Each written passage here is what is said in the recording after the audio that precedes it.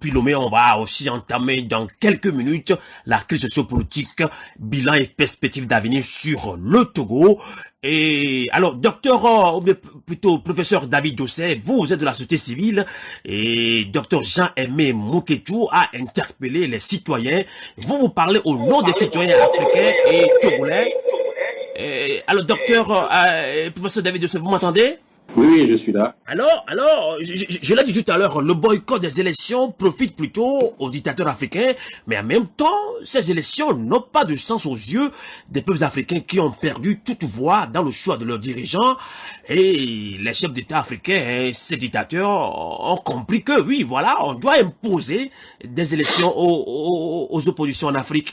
Alors, quoi fait concrètement, que doivent faire les peuples africains selon vous? Alors, j'étais en train de faire mon développement tantôt en disant que quoi qu'il en soit, la lutte doit se poursuivre. Si nous voulons nous libérer, c'est une vraie lutte de libération qu'il faut mener et cette lutte doit se mener avec le peuple. Si on prend le Togo, le peuple togolais doit s'investir, doit faire encore plus de sacrifices malheureusement pour obtenir sa liberté. Vous avez évoqué la question des élections. Une chose est certaine, c'est une utopie de penser que aller à une élection organisée par le pouvoir simplement peut permettre un changement. Je pense que c'est une utopie. Ça peut arriver, mais ce serait vraiment un miracle. Par contre, on peut considérer le processus électoral et l'élection en elle-même comme une opportunité en termes d'organisation, en termes de mobilisation, et cette opportunité peut permettre de franchir un cap vers la liberté. Et ça a toujours été ce que le Front citoyen Togo Debout a prôné, en tout cas ça a été notre position. Toujours considérer l'élection comme une opportunité à saisir en s'organisant et en mettant en place les éléments pour une alternance. Donc je disais, il faut absolument une mobilisation populaire, même si nous savons que elle n'est pas suffisante, puisqu'on a eu le cas au Togo, on a eu le cas en Guinée. Et donc, au-delà de la mobilisation populaire, quelle organisation mettons-nous en place, justement, pour que cette mobilisation populaire puisse porter ses fruits? C'est la question fondamentale de mon point de vue. Et je souhaiterais peut-être qu'on n'en parle pas ici, parce que c'est une vraie question stratégique, et il faut pouvoir, dans les états-majors, en discuter. Si nous mettons en place cette mobilisation populaire, comme on l'a vu en Guinée, comme on l'a vu en Togo, qu'est-ce qu'on en fait pour arriver à atteindre notre objectif? Un autre élément qui a été souligné ici par certains intervenants, c'est cette solidarité. Effectivement, il ne doit plus y avoir de cloisonnement entre les peuples, puisque nos chefs d'État sont très solidaires. Vous prenez des institutions comme la CEDEAO, où M. Faure-Gnassingbé soutient M. Ouattara, où M. Ouattara soutient M. Condé, où M. Condé soutient M. Faure-Gnassingbé, etc., etc. Donc, ils se servent de cette institution internationale sous-régionale pour arriver à leur fin. Qu'est-ce qui reste à nous, citoyens? Qu'est-ce qu'il nous reste? Il nous reste à être beaucoup plus solidaires. Vous savez, lorsque les Togolais étaient en train de lutter difficilement face à cette dictature, lorsque nous avions le sentiment que M. Ouattara allait se limiter à 2 mandats, nous avons vu les humoristes ivoiriens, je suis désolé de revenir là-dessus, nous avons vu les humoristes ivoiriens faire des sketchs où on se moquait un peu du peuple togolais, donnant l'impression que ce sont toujours les Togolais qui sont incapables de se départir de cette dictature. Mais aujourd'hui, on a vu que la lutte contre la dictature, ce n'est pas du tout une lutte facile, et il faut une vraie solidarité entre les peuples. Les Togolais, lorsqu'ils sont en lutte contre la dictature, doivent avoir le soutien des Gabonais, doivent avoir le soutien des Guinéens, doivent avoir le soutien des Ivoiriens, et vice-versa. Et donc cette solidarité africaine, c'est ce que aujourd'hui, je peux au moins le dire ici, nous essayons de construire avec des plateformes africaines internationales comme African Rising, comme Africtivist, etc., etc.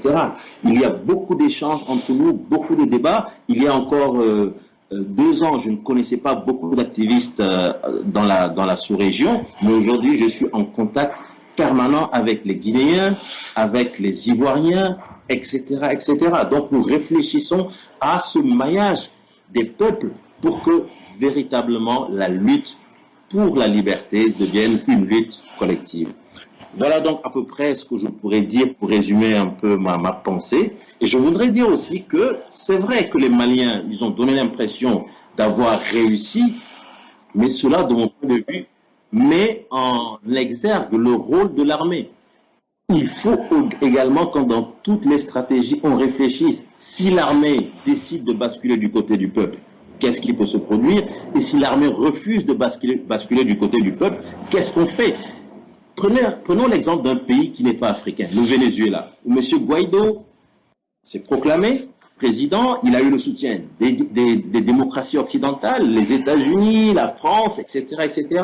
On pensait que c'était fini, que M. Maduro allait certainement tomber. Mais l'armée a refusé justement de rejoindre le côté du peuple.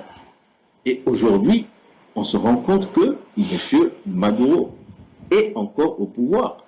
Donc, la question de l'armée, elle est primordiale, et c'est cette armée qui a pu permettre la résolution rapide de la crise au Mali. Il y a eu aussi, bien sûr, d'autres facteurs, mais le rôle que joue l'armée, de mon point de vue, est vraiment primordial. Et si vous permettez, pour finir, je dirais que il ne faut surtout pas penser que la liberté, elle nous sera donnée par l'oppresseur. J'ai entendu dire, oui, l'oppresseur dit que c'est telle personne qui se positionne, on donnera le pouvoir. C'est un leurre. La lutte pour la liberté, c'est une vraie lutte. Ce n'est pas un cadeau. L'oppresseur ne fait jamais de cadeau pour s'opprimer. Merci. Restez toujours en ligne, en direct depuis Lomé avec nous. On va conclure la toute première partie de ce débat panafricain. Docteur Jean-Aimé Moketou, je rappelle que vous êtes panafricain gabonais. Et vous avez suivi tout à l'heure professeur David Dossé en ligne depuis Lomé. Alors, que direz-vous pour conclure ce débat? Le tout premier débat en 2021 sur Radio Canal K, sur Radio Avolité. Comment les peuples africains doivent relancer le combat de libération en 2021? Docteur Jean-Aimé Moketou, vous avez la parole. Sylvain Amos, je pense que vous me permettez, je préfère l'appeler David, puisque c'est un compatriote africain. David vient de dire des choses plus qu'intéressantes. Vous voyez, et nous avons fait, je ne sais pas, depuis les années 60, le début des années 60, nous autres, nous étions même pas encore nés, on a eu des aînés qui ont participé aux luttes pour la démocratisation de nos États, et nous faisons du surplace. La première chose, ça c'est mon avis personnel, il faut tout faire pour qu'il n'y ait plus des élections, des élections en fait qui ne respectent pas la volonté des peuples de l'Afrique francophone. Tout faire pour qu'il n'y ait plus d'élections. Et deuxièmement, c'est-à-dire que ce qu'on appelle des opposants, vous voyez, si vous prenez par exemple le Togo, vous prenez la classe politique du Togo, mais elle est bondée des opposants croque-morts, des opposants croque-mitaines, des opposants francs CFA. Vous voyez, des gens qui vont aux élections et après les élections, qui se retrouvent avec le pouvoir que le peuple vomit. Et nous n'avons plus, nous devons tout faire pour ne plus avoir ces opposants croque-mitaines dans nos États. Parce que ces gens-là, il faut qu'on les appelle clairement que ce sont des collabos. Et nous assistons à quoi dans nos pays francophones? Aujourd'hui, si vous allez au Togo, vous sortez d'une élection présidentielle, vous allez voir des collabos avec des vrais opposants. Mais on peut pas réussir une démocratisation de nos États en se comportant de cette façon. Vous avez vu par exemple pendant la résistance française, vous avez vu les collabos et les résistants ensemble? Non. Mais chez nous, dans le monde francophone, quand il s'agit des élections, les collabos et les résistants sont ensemble. Il faut qu'on évite cela. Il faut que les choses soient claires dans nos États. Et la première chose, pourquoi ceux qui se considèrent comme des véritables opposants, les sociétés civiles par exemple de l'Afrique francophone, pourquoi ces sociétés civiles ne se rencontrent pas? Celles de l'Afrique de l'Ouest, celles de l'Afrique centrale, Togo, Bénin, etc., Gabon, Cameroun, République centrafricaine, pourquoi ces sociétés ne se rencontrent pas? Il faut qu'elles se rencontrent pour débattre des situations qui se passent dans nos États. Pourquoi au Togo, cette famille est là? Elle est soutenue par des réseaux mafieux et cette famille peut encore rester là pendant un siècle. Oui. Donc, la balle est du côté des peuples. Les intellectuels aussi, Sylvain Amos, il faut dire clairement qu'il y a beaucoup d'intellectuels africains, entre guillemets, qui font du mal, ils font vraiment mal à nos pays. Et que ces intellectuels, il faut qu'ils arrêtent, si vous voulez donc, aller dans tous les sens. Et le problème de le manque de démocratisation dans nos pays, c'est aussi à cause de nos intellectuels. On les entend pas trop. Et quand on les entend, c'est pour faire des combines. Et ça, il faut que ça cesse. Merci beaucoup, Dr Jean-Aimé Mouketou, professeur qualifié pour l'enseignement en Nouvelle-Écosse au Canada. Vous êtes également l'un des membres influents de la diaspora gabonaise en France. Merci et bonne année à vous ou à toi, mon ami, panafricain, grand panafricain. On se retrouve très prochainement pour d'autres débats et bonsoir. Merci. Et merci de votre fidélité sur le 3xW-canalk.ca sur Radio à Volonté. On continue ce débat sur le Togo, bilan et perspectives d'avenir pour le combat de l'instauration d'une vraie démocratie. On va relancer tout de suite. Kwasi Klousset, rebonsoir. Bonsoir à tous les auditeurs plutôt et bonsoir aussi à mes amis. Je crois Dr Bavon est toujours en ligne. Professeur David aussi est toujours en ligne. Exactement. Si j'oublie personne, alors donc encore une fois pour le monde entier, je dis bonne et heureuse année encore. Et bonne et heureuse année à tous nos amis qui nous suivent actuellement sur le 3xW-canalk.ca sur Radio à Volonté. Alors on parle du Togo, ça c'est notre pays. Je suis togolais aussi, il faut que je le dise, je n'ai pas de langue de bois dans cette émission. Alors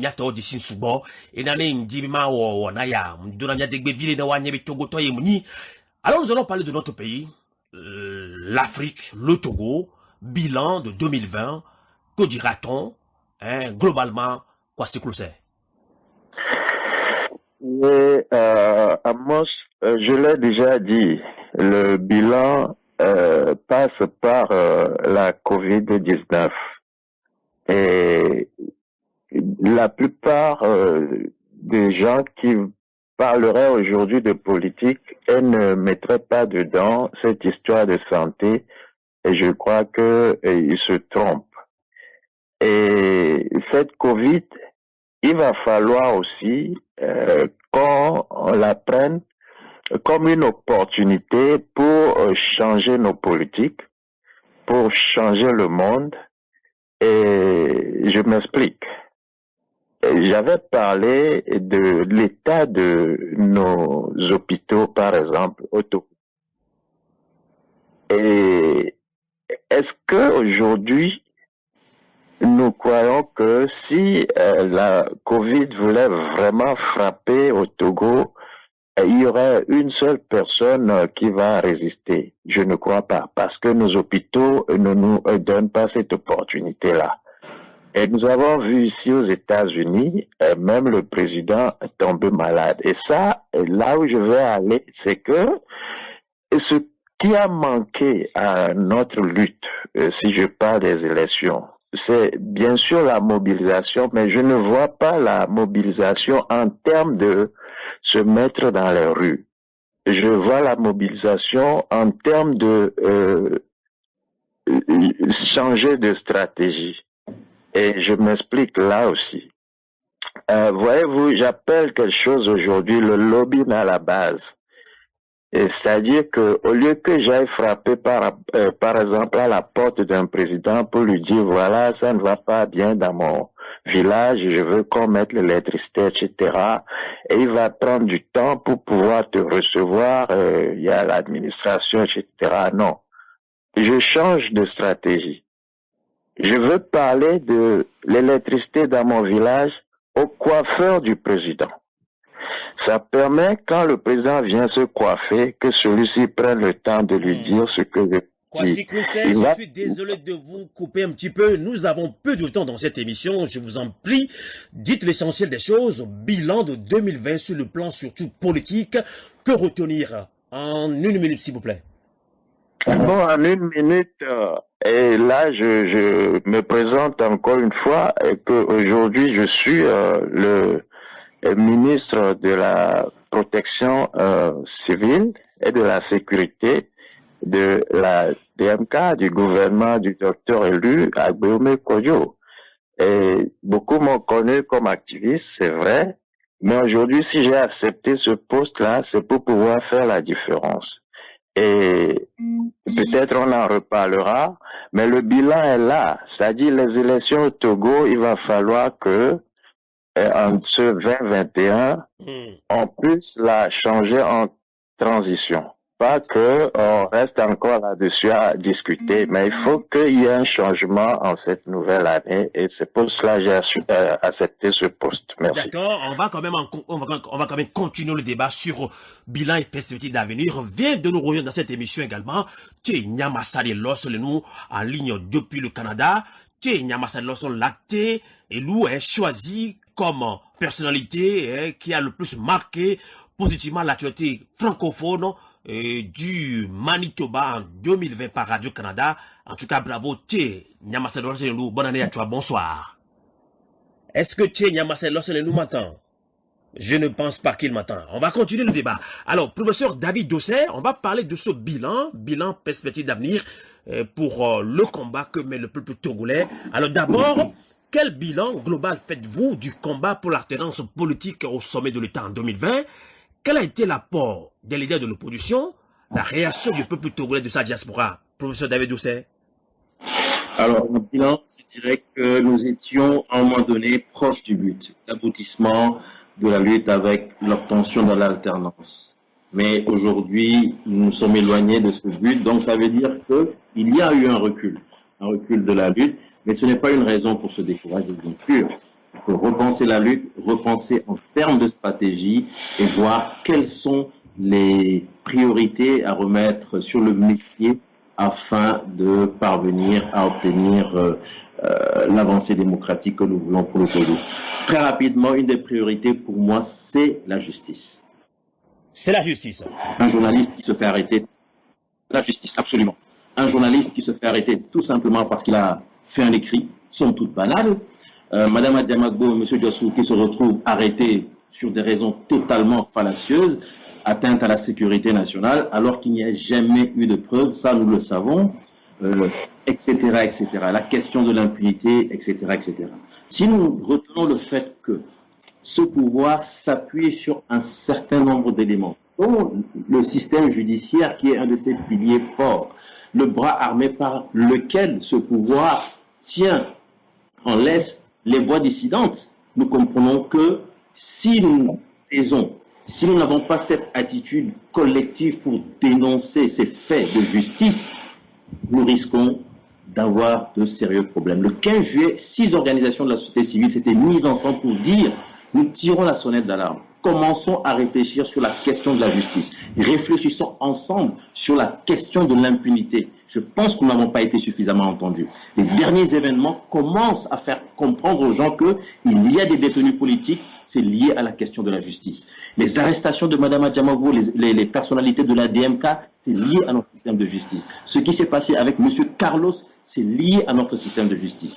Mettons-nous ensemble pour au moins régler définitivement la question de ce système judiciaire qui sert exclusivement la conservation du pouvoir. Et ensuite, professeur David Dosset, je comprends très bien votre développement. Peut-être que ma question, elle est mal posée. Je vous ai relancé. Quel apport des leaders d'opposition, la réaction du peuple togolais à la diaspora durant toute l'année 2020 en termes de lutte contre ce régime dictatorial au Togo? 2020 a été très prolifique en termes de combat. Nous avons eu la pandémie, nous sommes sortis groggy de l'élection présidentielle de février. De mon point de vue, ça a beaucoup plus été une année de réflexion, de recul stratégique, j'espère en tout cas de réorganisation. Et de mon point de vue, 2021 devrait relancer la machine. J'espère que les états-majors se sont concertés. J'espère que les états-majors se sont remis en question. Parce que, quoi qu'il en soit, il faut absolument se remettre en question. Si nous n'y sommes pas parvenus, c'est qu'il y a eu des manquements à notre niveau, aussi bien de la société civile que de la société politique. La classe politique doit se remettre en question. De la société civile, nous devons nous remettre en question, réfléchir pour voir comment est-ce que autrement nous pouvons amorcer la nouvelle phase de la lutte. Tout à fait. Eh bien, Johannes Bavon, vous êtes secrétaire général du phare, Front des architectes de la République. Alors d'abord, quel bilan global faites-vous du combat pour l'alternance politique au sommet de l'État en 2020? Quel a été le comportement même des leaders de l'opposition? quelle était la réaction du peuple togolais et sa diaspora? Jonas Bavon. Monsieur Sylvain Amos, je dirais que le combat a été très rude, mais 2020 a été une année de récolte mauvaise pour la politique togolaise, parce qu'il y avait beaucoup d'antécédents depuis les années 90 et qui ont atteint leur paroxysme dans cette année passée. En fait, je dirais clairement que la division non dite qui a émaillé la lutte togolaise depuis 90 a atteint son sommet en 2020 avec les élections du 22 février 2020. Nous avons vu l'opposition contre le régime qui a fait une très mauvaise organisation et qui a aussi fait une campagne très bancale. On dirait que l'opposition a plutôt fait une campagne contre elle-même que contre le régime en place. Alors, Johannes Bazoum, avant de vous laisser continuer, je suis désolé, parlons justement des leaders d'opposition, puisque vous avez évoqué tout à l'heure l'opposition. Alors, il y a quelques semaines, vous avez adressé un message au peuple togolais dans lequel vous demandiez pardon au nom de l'opposition qui, selon vous, a causé beaucoup de tort au peuple togolais. Alors, j'ose vous poser la question sans langue de bois. Avez-vous pris contact avec ces leaders de l'opposition avant de rendre public votre message? En gros, pourquoi parlez-vous à la place de ces leaders de l'opposition? En fait, je n'avais pas parlé en mon nom personnel. Vous vous rappelez que je suis secrétaire d'un mouvement. Et donc, c'est au nom de ce mouvement que nous avions lancé cet appel de pardon au peuple pour que le peuple puisse se sentir apaisé. Toutefois, cette procédure qui a enclenché la conception ou le concept de demande de pardon et d'apaisement a été suivie par une lettre ouverte que nous avions adressée à presque les partis politiques de l'opposition affirmés. Pas tous les partis politiques, parce que ceux qui ont été de vrais acteurs depuis 2017, etc. Donc, c'est ça. Aujourd'hui, ce qui est important pour nous, c'est que nous avons un objectif de ne pas perdre nos partis politiques, quand bien même il y a eu beaucoup d'erreurs. Parce que si nous luttons pour la démocratie, lorsque ce système sera mis au chaos, il faut absolument que nous ayons des partis politiques pour continuer le développement du pays. Donc c'est là, dans cet ordre d'idée que nous avions envoyé cet appel-là afin que chaque parti politique dans son QG puisse réagir non seulement pour apaiser le peuple togolais, mais aussi pour permettre un apaisement entre les partis eux-mêmes. D'autant plus que la division, que la guerre concurrentielle, la guerre de leadership entre l'opposition a été profonde. Le professeur David... Johannes Bavon, vous estimez vraiment que l'opposition togolaise doit demander pardon au peuple togolais? Oui, absolument. Publiquement. Demander pardon, ce n'est pas s'humilier. D'accord, on va voir si Dr David Dossé, qui est à Lomé comme vous, d'accord avec vous, professeur David Dossé, vous avez suivi Johannes Bavon, qui estime que l'opposition togolaise doit demander pardon publiquement au peuple togolais. Pour lui, l'opposition togolaise a causé du tort au peuple togolais. Est-ce que vous êtes d'accord avec lui? En tout cas, une chose est certaine, comme il l'a dit, nous avons besoin d'une classe politique, d'opposition, parce que nous sommes de la société civile, et si demain l'alternance intervient, ce n'est pas à la société civile qu'il revient de gérer les affaires de ce pays, c'est d'abord à la classe politique. Nous avons donc besoin d'une classe politique, en dépit de toutes les erreurs qui ont pu être commises. Alors, la stratégie qui consiste à demander pardon, moi j'ai essentiellement parlé de remise en question. Mais cela peut également se faire par, comme il l'a dit, de façon publique, dire que mon parti, après avoir analysé tout ce qui s'est passé, a constaté qu'il y a eu des manquements dans tel ou dans tel domaine. Ces manquements ont fait que la lutte n'a pas pu aboutir et je présente mes excuses au peuple togolais. C'est une façon de faire. Mais absolument, il faut se remettre en question parce que si nous n'y sommes pas parvenus, c'est parce que justement, il y a eu des insuffisances de stratégie. Et donc, si on ne se remet pas en question, si on reprend les mêmes, avec les mêmes stratégies pour les mêmes objectifs, on aura certainement les mêmes échecs. Donc, il faut absolument se remettre en question, et c'est une forme de remise en question que le pasteur propose. Donc, à mon avis, cela peut se concevoir. Tout est question de mots, remise en question, demander pardon, je pense que ça revient au même. Alors, Johannes Bavon, vous pouvez continuer votre développement. Maintenant, comment est-ce que le peuple togolais a réagi, sa réaction et la diaspora par rapport au combat de 2020 sur le plan politique? Ben, vous savez, Sylvain Amos, le problème de la diaspora, c'est que la diaspora a eu à donner beaucoup. Sauf que la diaspora a été victime d'une stratégie établie pour la diviser. La diaspora a donné beaucoup, son énergie, ses finances et tout, et la diaspora est à encourager aujourd'hui. Mais la réalité, c'est que nous devons reconstruire notre diaspora politiquement. Parce qu'il y a la même division au sein des partis politiques, c'est déteinte sur la diaspora togolaise. Mais Johannes Bavon, répondez-vous à certains Togolais qui pensent que plutôt la diaspora a plutôt divisé les leaders politiques que de les unir? Non, moi je pense l'inverse, parce que la diaspora en fait n'est pas sur le terrain. La diaspora est toujours formatée à l'image de ce qui se passe sur le terrain. Lorsque les acteurs politiques sur le terrain n'arrivent pas à s'entendre, ils créent en même temps une division dans leur diaspora. Donc la diaspora n'a été que victime de ce qui s'est passé sur le terrain. Et notre diaspora, aujourd'hui, nous devons repenser la stratégie appropriée. Le professeur David Dosset disait tout à l'heure qu'il faut se remettre en cause. C'est ça le problème. Il suffit tout simplement que les acteurs politiques sur le terrain se remettent en cause, et c'est tout simplement de mettre une petite stratégie en place, comme nous l'avons fait en lançant cet appel, juste pour essayer de créer une forme d'union sur le terrain. Vous allez voir notre diaspora unie en un clin d'œil.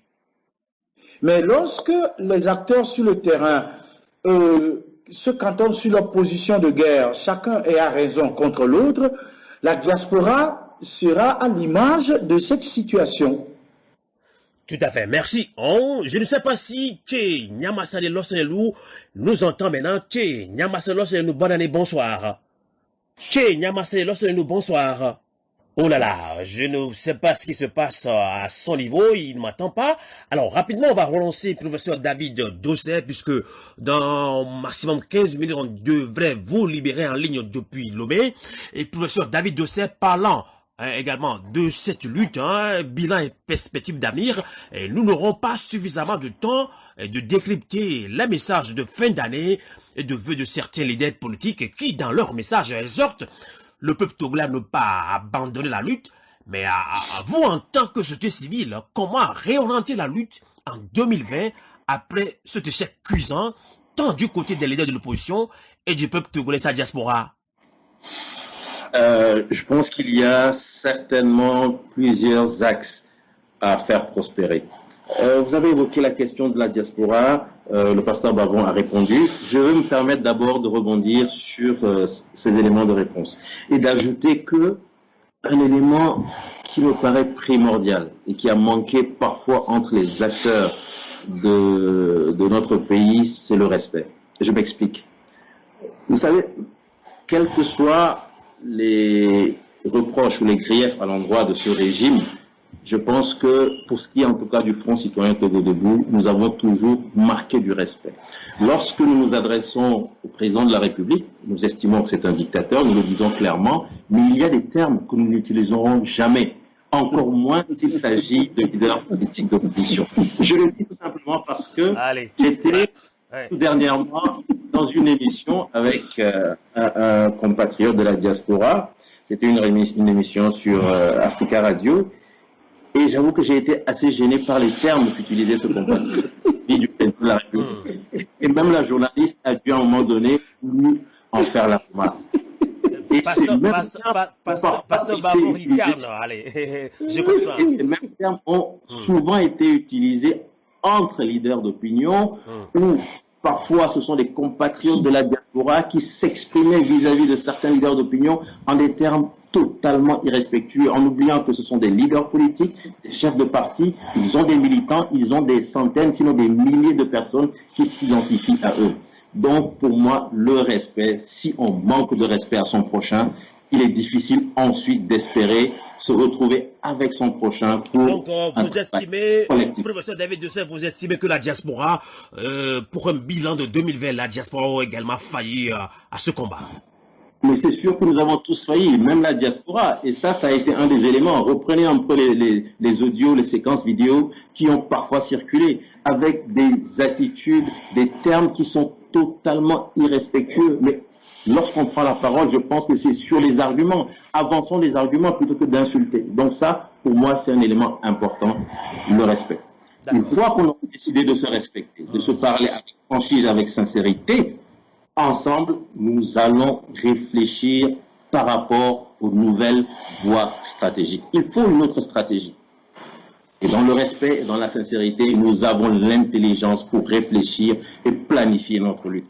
Je le répète, ce n'est pas sur le plateau de Canal K que nous allons déployer toute la stratégie que nous allons certainement faire prospérer, mais il faut absolument que de façon concertée, même si on ne met pas en place une nouvelle coalition, mais de façon concertée, qu'on dise voilà ce que nous pensons faire, voilà ce que la société civile peut faire, voilà ce que les partis politiques peuvent faire, voilà ce que les religieux aussi qui sont importants dans cette lutte, qui peuvent revenir sur les valeurs morales qui sont en train d'être totalement perdues dans notre pays par rapport au vol de cuillère. C'est une valeur morale. Si l'autorité ministérielle vole des cuillères au Togo et qu'on n'est même pas capable de le dire, mais où allons-nous?